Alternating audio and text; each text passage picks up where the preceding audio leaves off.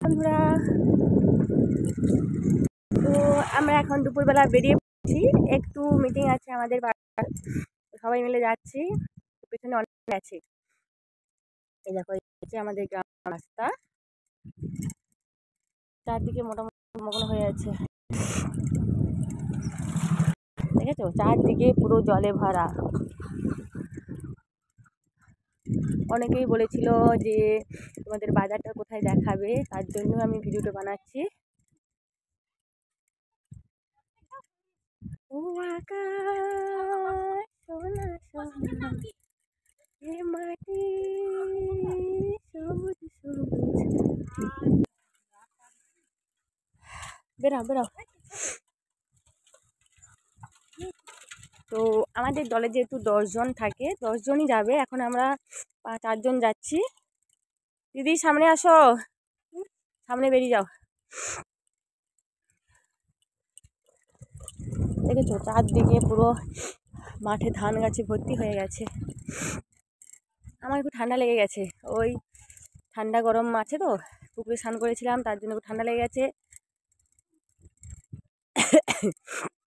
যেতাম না, শরীরটা খারাপ ছিল, কিন্তু বাধ্য যেতে হবে, যেহেতু দলের আমি হেডে আছি, মানে হেডু বলতে মেন পদে আছি। সবাই মিলেই যাচ্ছি সাইকেলে করে।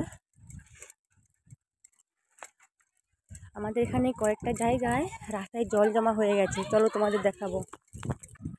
দেখেছো চারদিকে পুরো জলে ভর্তি হয়ে আছে। এখানেও জল জমা হয়েছিল, কিন্তু সবাই রাস্তাঘাট কাটিয়ে দিয়েছে বলে জলটা একটু কমে গেছে, নাহলে এখানেও জল ভর্তি ছিল রাস্তায়। দেখো দেখেছো পুরো জলে ভর্তি সব একদম।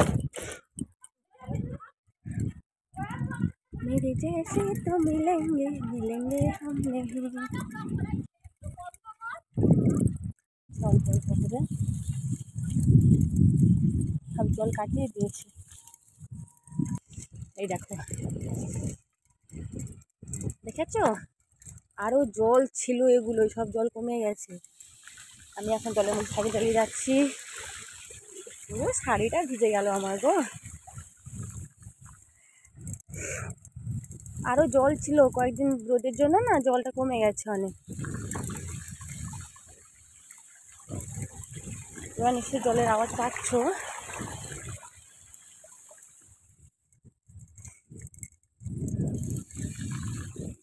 পুকুর সব ডুবে গেছে একদম। এখানে তো আরো বেশি জল, অনেকটাই জল আছে এখানে।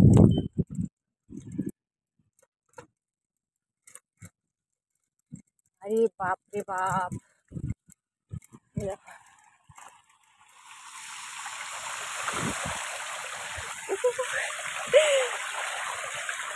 ভীষণ মজা হচ্ছে, কিন্তু কাপড় কিন্তু বেড়ে যাচ্ছে, কিন্তু মজা কিন্তু হচ্ছে। মাছ মাছ নেই, মাছ কি উঠেনি? হ্যাঁ দেখেছো,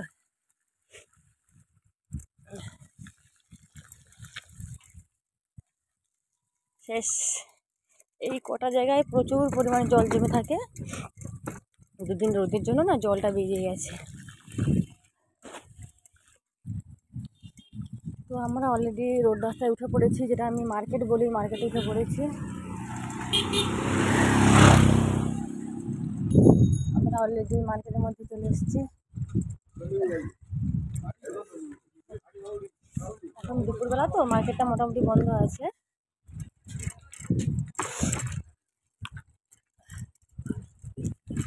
ওই হ্যাঁ, আমি একে পুরো না সুজয় ভাবছি।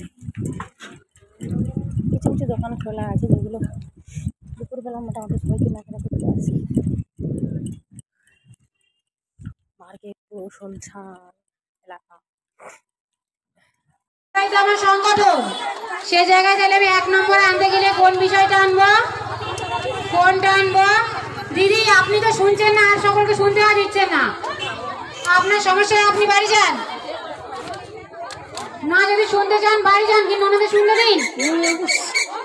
দাদা রানী সামন্ত। আমাদের দলের নাম দ্বিতীয় খণ্ড জালপাই বান্ধবী স্বসহায়ক দল। 10 জন এসছে, 10 জন। দুটো দরজা এই দিদির জন্য একটা জোরদার হাততালি।